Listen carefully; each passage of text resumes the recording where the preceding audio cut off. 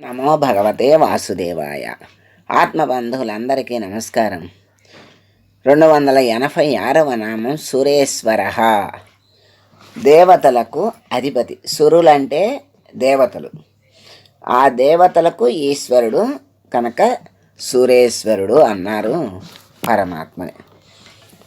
సురలు అంటే శుభాల్ని ఇచ్చేటువంటి వాళ్ళు. అటువంటి సురలందరికీ శుభాలను ప్రసాదించే స్వామి గనక సురేశ్వరుడు అన్నారని శంకరులు చెప్పారు. అంటే సురులు అంటే దేవతలు, ఈశ్వర అంటే అధిపతి, సురేశ్వర అంటే దేవతలకు అధిపతి అని చెప్పి సురేశ్వరుడు అన్నారు భగవంతుణ్ణి. సురలు అంటేనే శుభాలను కలిగించేవాళ్ళు. సురులు అంటే దేవతలు. అటువంటి దేవతలకే శుభాలను ప్రసాదించే స్వామి. వాళ్ళు మనకి మరి శుభాలను ఇవ్వాలి అంటే వాళ్లకు ఆ శక్తి భగవంతుడు ఇస్తున్నాడు అని ఇక్కడ మనకి తెలియజేస్తున్నారు. కనుక సురులకు ఆ శక్తిని ఇస్తున్నాడు కనుక సురేశ్వర అన్నారు. పరాశర భట్టరు, సత్యసంధులు ఇద్దరు కూడా ఈ శంకరుల వారి యొక్క వ్యాఖ్యనే అనుసరించి సమ్మతించారు. అదే అర్థం చెప్పారు. దివ్యులు ఓం సురేశ్వరాయ నమః అని స్వామికి అంజలి ఘటిస్తూ ఉన్నారు. తర్వాత ఇంకొక అర్థాన్ని కూడా మనం తెలుసుకుందాం. ఇంకొకళ్ళు చెప్పిన అర్థాన్ని కూడా మనం తెలుసుకుందాం.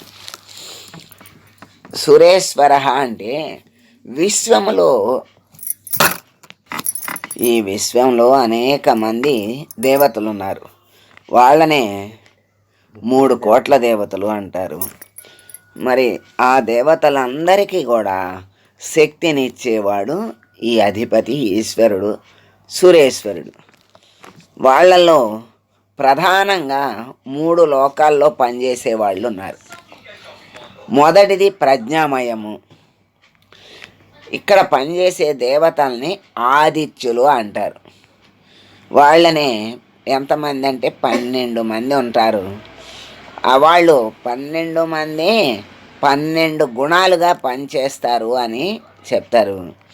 వీళ్ళు జీవుల్లో ఉన్నటువంటి ప్రజ్ఞలకి మరి వెలుగులకి అధిపతులు. ఈ ఆదిత్యులు ప్రజ్ఞామయంలో ఉన్నటువంటి 3 లోకాలు అని చెప్పారు కదా. ఆ 3 లోకాల్లో ఒకటి ప్రజ్ఞామయం.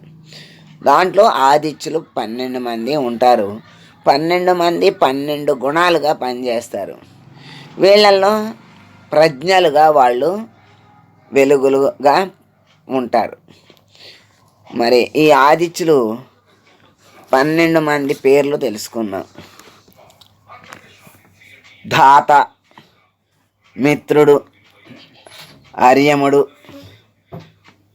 శక్రుడు, వరుణుడు, అంశువు, భగుడు, వివస్వంతుడు, పూష, సవిత, త్వష్ణ, విష్ణువు.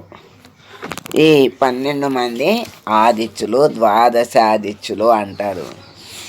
ఇప్పుడు సూర్య నమస్కారాలు చేసేటప్పుడు 12 నమస్కారాలు 12 మంది యొక్క ఒక్కొక్క సూర్యుని నామం చదివి చేస్తారు. 12 నమస్కారాలు చేస్తారు. అంటే 12 మంది ఆదిత్యులకి ఆ నమస్కారం అర్పించినట్టు. ఈ జీవప్రజ్ఞ పుట్టుకకు వీళ్ళు కారకులు. ఈ జీవప్రజ్ఞ పుట్టడానికి ద్వాదశాదిత్యులు కారకులు. అంటే ఒక సౌరమండలంలో జీవుల్ని పుట్టించటం అనేది వీళ్ళ యొక్క కార్యక్రమం. ఆ సౌరమండలంలో జీవుల్ని పుట్టించటం అనేది వీళ్ళ యొక్క కార్యక్రమం. జీవప్రజ్ఞగా పుడుతుంది. ఈ జీవప్రజ్ఞ అనేది ఈ శిరస్సు యందు ఉంటుంది. మరి తెలివి ఉండేది శిరస్సునందే కదా ప్రజ్ఞ అనేది. అలా ప్రజ్ఞామయము యందు మరి పనిచేసే దేవతలు ద్వాదశాదిత్యులు అన్నారు. వీళ్ళందరినీ పుట్టించటానికి సురేశ్వరుడు కారణం. రెండవది శక్తిమయ లోకం అన్నారు. దీంట్లో పనిచేసే దేవతలు రుద్రులు అంటారు. వీళ్ళ యొక్క శక్తికి కిరణాలకి అధిపతులు వీళ్ళు. రెండవది శక్తిమయ లోకం. దీంట్లో పనిచేసే దేవతలు ఎవరు అంటే రుద్రులు. వీళ్ళు మరి శక్తికి కిరణాలకి అధిపతులు అన్నారు. వీళ్ళే ఏకాదశ రుద్రులు అంటారు. ఆ ఏకాదశ రుద్రులు ఎవరు అనేది మనం తెలుసుకుందాం, పేర్లు తెలుసుకుందాం. 11 మంది రుద్రులు, వీళ్ళనే ఏకాదశ రుద్రులు అంటారు. పేర్లు: హరుడు, బహురూపుడు, త్రియంబకుడు, అపరాజితుడు, వృషాకపి, శంభువు, కపర్ది, రైవతుడు, మృగవ్యాధుడు, శర్వుడు, కపాలి అని ఈ రుద్రుల యొక్క ఏకాదశ రుద్రుల యొక్క పేర్లు. ఇది శక్తిమయ లోకం. దీంట్లో పనిచేసే వాళ్ళని రుద్రులు అంటారు. వీళ్ళు మన ఇంద్రియాల్లో చూసే శక్తిని, వినే శక్తిని, మన ఇంద్రియాలన్నిటికీ మరి అన్ని పనులు చేసే శక్తిని ఇచ్చేవాళ్ళు. ఈ మరి ఇంద్రియాల్లో ఉన్నటువంటి ఇంద్రియాల్లో దేవతలుండి ఆ దేవతలు ఇంద్రియాలతో పనిచేస్తుంటే ఆ దేవతలకి వీళ్ళు శక్తుల్ని ఇస్తారు. మరి అట్లాగే సూర్యకిరణాలు, చంద్రకిరణాలు ఇవన్నీ కూడా వీరి వల్ల నుంచే కలుగుతున్నాయి అని చెప్తూ, మరి మూడవది ద్రవ్యమయం అన్నారు, లేక వసులోకం అన్నారు. దీనికి అధిపతులు వసువులు. వీళ్ళు 8 మంది అష్టవసువులు అంటారే, అలా వీళ్ళు 8 మంది వసువులు. వీళ్ళ వలన భౌతికమైనటువంటి ద్రవ్యము, పదార్థము ఏర్పడుతుంది, అణువులు ఏర్పడుతున్నాయి. అవి వస్తువులుగా తయారవడానికి వస్తువులుగా తయారవుతాయి. ఈ వస్తువుల వల్లనే కలుగుతున్నాయి. ఇదిగాక ఇంకా పితృదేవతలు, గంధర్వులు అనే వాళ్ళు కూడా ఉన్నారు. వీళ్ళలో పితృదేవతలు ఏమిస్తారు అంటే దాంపత్య ఆనందాన్ని, గర్భధారణను, వంశాభివృద్ధిని, మరి అలాగే చెట్లలో కూడా పుష్పించేటువంటి శక్తిని, మరి ఫలించే ఫలాలను ఇచ్చే శక్తిని అన్నీ కూడా ఇస్తారు. వాటన్నిటికీ అధిపతులు. ఆ గంధర్వులు సంగీతానికి అధిపతులు. పరమాత్మ నుండి మొట్టమొదటి నాదం పుట్టి అది 7 స్వరాలై 7 లోకాలుగా దిగి వచ్చింది. ఇట్టి దేవతలందరూ కూడా అందరికీ అధిపతి నారాయణుడు. అట్లా మరి ప్రజ్ఞామయము, ద్రవ్యమయము, శక్తిమయము అని 3 ఉన్నాయి. వాటికి ప్రజ్ఞామయానికి ఆదిత్యులు, ద్వాదశాదిత్యులు అధిపతులు.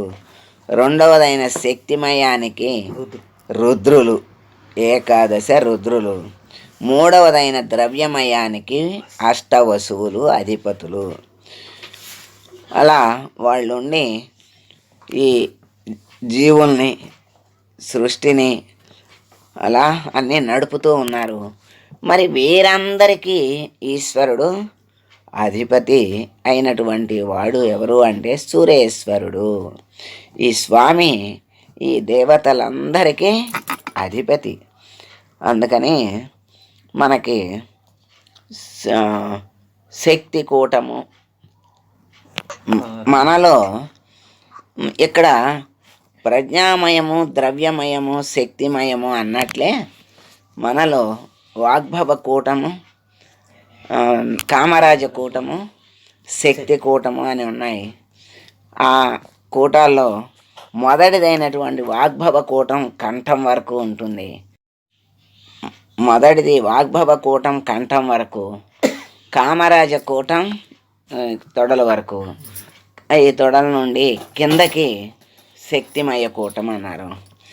మరి ఒక్కొక్క ఇంద్రియానికి ఒక్కొక్క అధిదేవత ఉండి మనకి పనులు చేయిస్తూ ఉన్నారు. మనకి ఉన్నటువంటి 24 ఇంద్రియాలకు 24 మంది దేవతలు ఉన్నారు.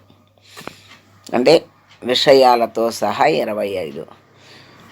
వీటన్నిటికీ అంటే మరి దానికి కూడా ఆ శబ్దస్పర్శ రూప రసగంధాలు విషయాలు దానికి కూడా అధిదేవతలు ఉన్నారు కనుక 25 మంది. ఆ 25 మంది మన శరీరంలో ఒక్కొక్క ఇంద్రియానికి అధిపతులై ఉండి పని చేయిస్తున్నారు. ఆ 25 మందికి కూడా ఆ పరమాత్మ శక్తిని ఇస్తున్నాడు. మనలో ఎవరు ఎక్కడ ఉండి ఆ శక్తిని ఇస్తున్నాడు అంటే ఆత్మే, పరమాత్మ ఇక్కడ జీవాత్మగా ఉండి వాటన్నిటికీ ఆ శక్తిని ఇస్తున్నాడు. ఈ జీవాత్మ లేకపోతే ఎంతమంది దేవతలు ఇంద్రియాలకి అధిపతులుగా ఉన్న శరీరమే మాత్రం పనిచేయదు. వాళ్ళకి ఆ శక్తి లేనట్లే.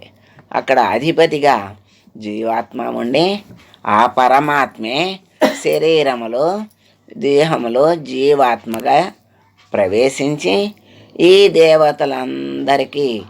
దేవతలందరినీ ఇంద్రియాలకి నియమించి వాళ్ళందరితో చక్కగా పని చేయిస్తూ ఉంటాడు. అటువంటి పరమాత్మే సురేశ్వరుడు. దేవతలంటే సురులు, ఆ సురులకి ఈశ్వరుడు గనక సురేశ్వరుడు అన్నారు.